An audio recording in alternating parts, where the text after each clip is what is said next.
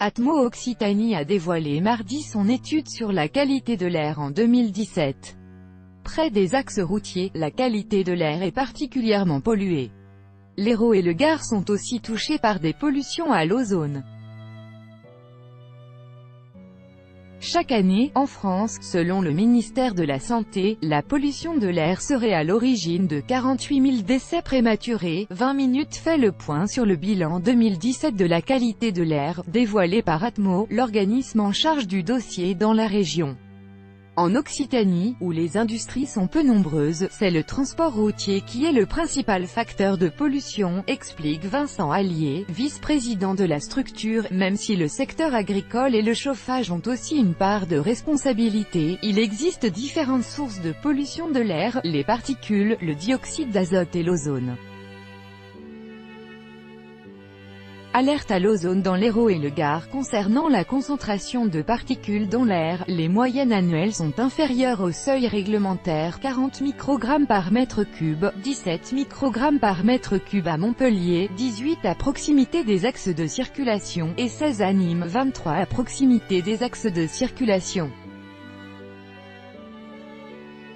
En ce qui concerne l'ozone, les départements de l'Hérault et du Gard sont particulièrement concernés par de fortes concentrations, en raison des températures élevées, de l'ensoleillement et de la circulation estivale, si dans l'Hérault, à Montpellier, dans le Biterrois, l'Agatois, le Pissanois, et les Hauts-Cantons. Atmo a constaté en 2017 une pollution à l'ozone au-dessus de l'objectif de qualité. Dans le Gard, la situation était carrément critique dans le Rhodanien ou ALS et les Cévennes, classés rouges.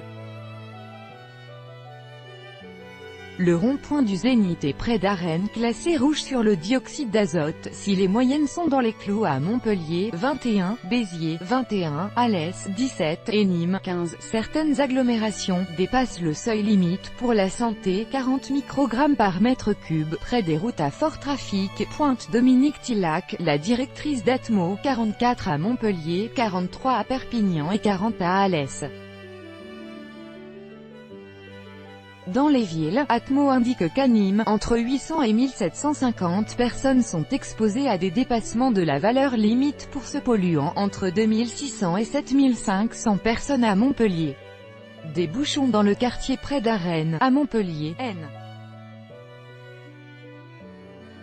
Bonzon, Maxel presse parmi les secteurs de la capitale héroltaise classés rouges, entre 40 et 80 microgrammes par mètre cube, le rond-point du Zénith, l'avenue Mendès-France, le cours Gambetta, le carrefour des Anciennes à Lessac, le secteur de Pitot ou encore près d'Arène.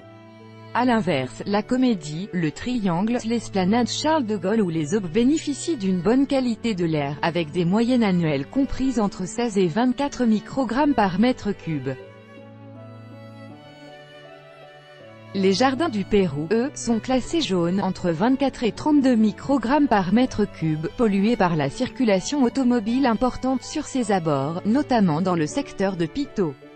La carte réalisée par Atmo sur le secteur d'Antigone, en rouge, la qualité de l'air est très basse. Atmo. La carte réalisée par Atmo sur le secteur du Pérou, en rouge, la qualité de l'air est très basse. Atmo. La carte réalisée par Atmo sur le secteur de l'A9, en rouge, la qualité de l'air est très basse. Atmo.